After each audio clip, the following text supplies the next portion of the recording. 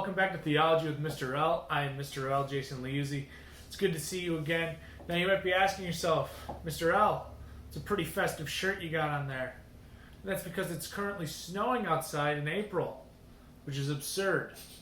So I decided to wear a very festive shirt as a response to that. Now we're continuing answering some of my 8th graders' questions today. I've grouped a series of questions that were all about the saints. So that's kind of what we're focusing on today. Hope you enjoy. Don't forget to like, comment, and subscribe. So the first question is, why does it take so long to become a canonized saint? And then actually the second question is this: how does the church know someone is in heaven?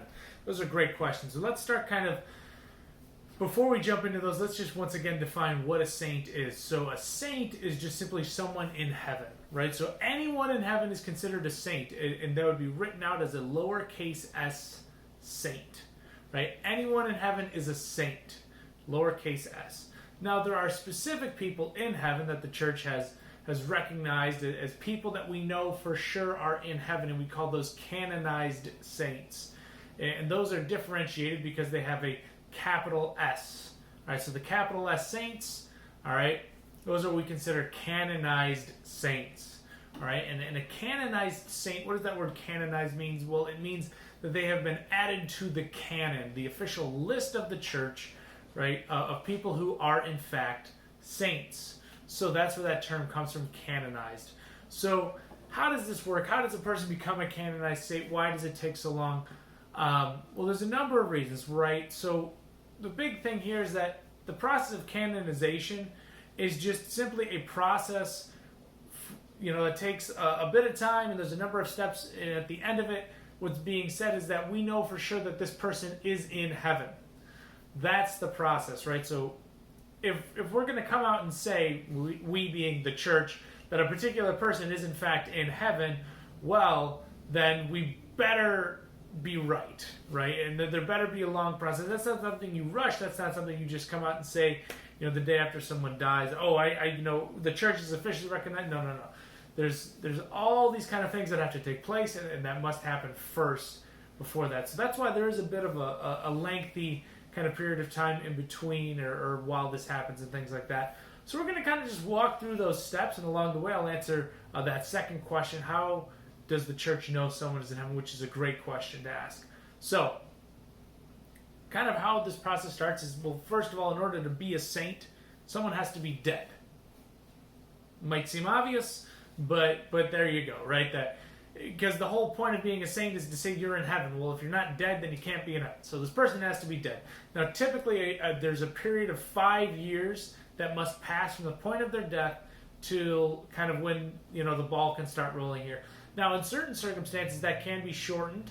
If the Pope says, hey, this person, we're going to shorten kind of this time because they were very public, we know who they are, yada, yada, yada, blah, blah, blah, all these other things. So the ball can start rolling before those 5 years. Typically, it doesn't.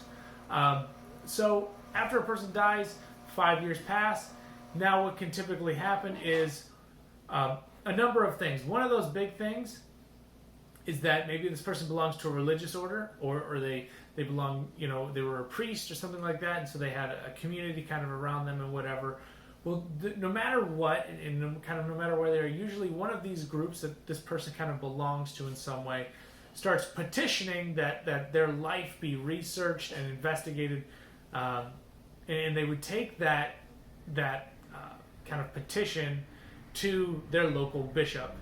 So they'll go to the local bishop and they'll say, hey, this particular person, we believe, there's a cause for their sainthood, for their canonization, and we would like you to investigate their life. Right now, that doesn't necessarily mean the bishop himself in that moment is going to start, investigating their life, but he might have a committee, or he himself might be part of that committee, and they'll really look into this and really put together kind of all these different things to determine whether or not there's even a reason to start with this. And what are they looking for? Really, they're just looking for whether or not this person has lived their life in a way that reflects that of Christ. Right? That is there anything in their life, anything that they've said, anything that they've done that maybe would indicate that they aren't in fact the person that everyone thinks they are? So they kind of begin that process. Now, as that process goes on, right, if the bishop kind of gives that stamp of approval, okay, just want to make sure, yeah, so the bishop gives that stamp of approval, okay, they can receive that title, servant of God, all right, and kind of like I said, what are they going to be investigating? Well, they're going to be talking to people in their life, okay, so they're going to be talking to people that know them, they're going to be talking to, they're also going to be reading what they've written, right? Listen to anything that they've kind of like published or anything like that, depending on when they died and that kind of stuff. That's kind of this amazing thing that we have here today in our world today, is that there's all kinds of different ways to look back at what people said and how they said it and that kind of stuff. So investigating people that were in their life, as well as reading their readings, watching any videos they put out, listening to any recordings they made, anything like that. So that's kind of what they would do, is they'd investigate all that. Like I said, bishop investigates that, gives it the stamp of approval. They receive this title, servant of God. Now, what the bishop will do is he'll take kind of that evidence and everything that they put together, and then he will submit that to a group in Rome called the Congregation for the Causes of Saints. Now, I want to make sure I said that correct. Yes, Congregation for the Causes of Saints. Now, what they will do is they'll take that group, that congregation, group of 9 to 11 people or so, they look at this and they kind of officially judge and determine kind of the merits or the value of that particular investigation, right? That it's their job, in a sense, to basically try to find reasons that this person's not a saint. Now, in the same way, it's also their purpose to find reasons that they are. But what they're trying to do is they're trying to figure out, okay, they did this investigation. Now we're going to conduct an investigation, and we're going to look over everything that they looked over, and we're going to, go even more in depth and more thoroughly look through all of these things to determine whether or not they are in fact a servant of God, as they said. Now, as they do that, right, and let's say that they've done all their investigations, they looked through this whole person's life, and they have determined that there is a cause for sainthood here, and that there is enough evidence to support that. Because that's another thing too, that someone might be really, really holy and lived a really great life, but there might not necessarily be a lot of evidence of that, right? If they maybe died a long, long time ago and no one's really alive that knew them, if they didn't necessarily write a lot of things that kind of reflected their own personal beliefs in God and that kind of stuff, there might not just be enough evidence to support that, and that's a big thing too. There has to be enough evidence. So if they say, yeah, there's enough evidence kind of moving forward with this, yada, yada, yada, blah, blah, blah, then that person will get this stamp of kind of approval. They'll get a new title, which is venerable. And venerable is it's kind of that next step up from servant of God. And someone who's venerable, the church would say, is worthy of your prayers, worthy of being prayed to and praying for you and things like that. But they're not at that step of being officially recognized in the church necessarily. And so they're not going to start like building churches, in their name, and they're not going to start, doing these other things, giving them a feast day, anything like that. Like that stuff's not going to happen yet, because they're still kind of in those early stages. All right. So, like I said, if the Congregation for the Causes of Sainthood gives that approval of yes, we check off on this, and that person goes from being a servant of God to venerable. And then after that, and then we get kind of into the part that everyone knows about, and it's that you're waiting for miracles. Now, two things can happen, right? So if a person was martyred, right, they died for their faith, that alone can be a cause for a person kind of moving from venerable to blessed right off the bat. If they weren't martyred, right, so they didn't die for their faith, but in fact that they died just for any number of reasons, all right, then what happens is they start kind of waiting for miracles to be attributed to them. And what does that mean? That doesn't mean that they themselves performed any miracles here on earth. That doesn't mean that they're performing any miracles in the past or anything like that. It means that through the intercession of that particular saint, right, that particular venerable, if you will, that a miracle has happened. So what does that mean? Maybe someone is really, really ill, and they're at a point in their illness where there's really nothing left to be done. Well, a group of people particularly pray to this venerable person for a healing, and that person is miraculously healed. All right? Well, that could be a miracle, right? And we have to be clear that there has to be substantial evidence that a miracle took place, right? It's not like, oh, well, I had a cold and then I prayed and now I'm good. Like, no. Like, there has to be actual, like, scientific, like, evidence and proof that this person was this way, and by no scientific explanation, they are now this way, right? That something truly miraculous happened, right? It can't just simply be, a feeling that someone had or anything like that. Like, it has to be concrete, it has to be clear, it has to be some very obvious evidence that something miraculous did in fact take place. So if that happens, okay, right, through the intercession of this venerable, then that particular case is going to be given back to the Congregation for the Causes of Saints. They will investigate it. If they approve that particular miracle, then a person can go from being venerable to blessed. All right. Now, this brings me to kind of that second question. Kind of in between all of this, I want to hit that second question. So the second question was, how does the church know someone is in heaven? Well, it goes back to this idea of intercession that we just talked about, right? That when we're asking for a person to intercede for us, we're asking a person to pray on our behalf, right? Now, if a miracle happens, right, like we were just talking about, if a miracle happens, that happens not because the saint performed a miracle.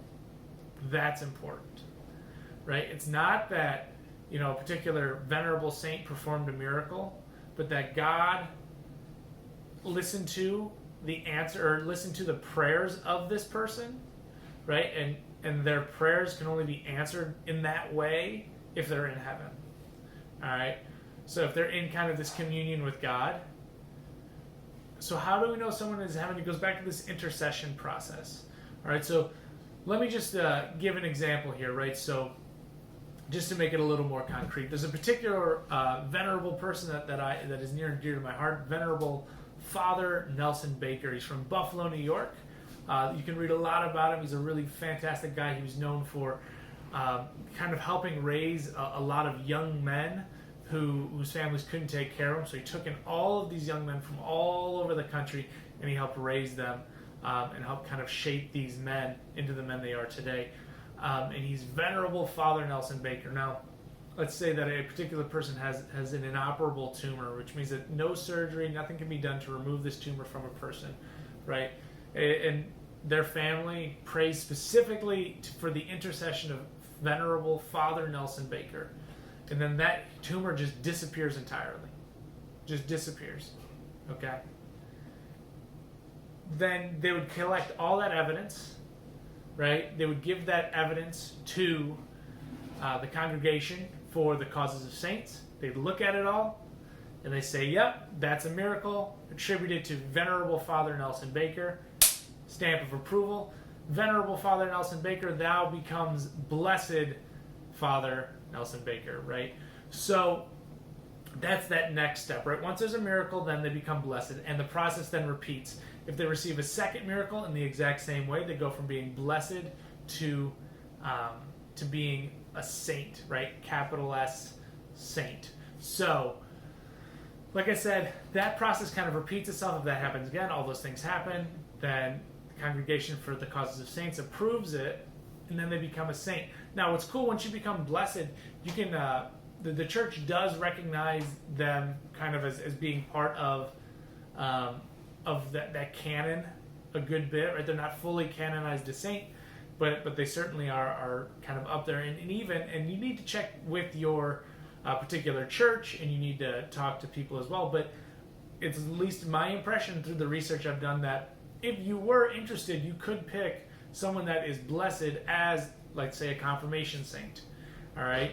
So that's kind of a cool thing as well, that if there's a particular saint that you like that's a blessed, like someone like Blessed Pier Giorgio Frassati, right? He's a really famous blessed saint out there, right? And he's not a full-blown canonized saint, but he's blessed, right? And so you could choose someone like him to be your confirmation saint, right? Obviously with approval and things like that as well. But that's just kind of another cool thing that's out there. So, like I said, second miracle happens, right?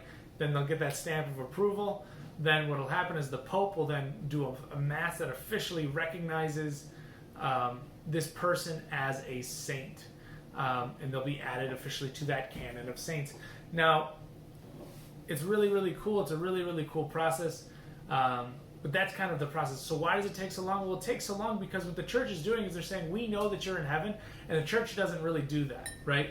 The church never, under any circumstances, would ever say that someone is in hell, Right? They would never come out and say that. They would never come out and say, oh yeah, we know that this person is helped, because we don't. That's something that only God knows.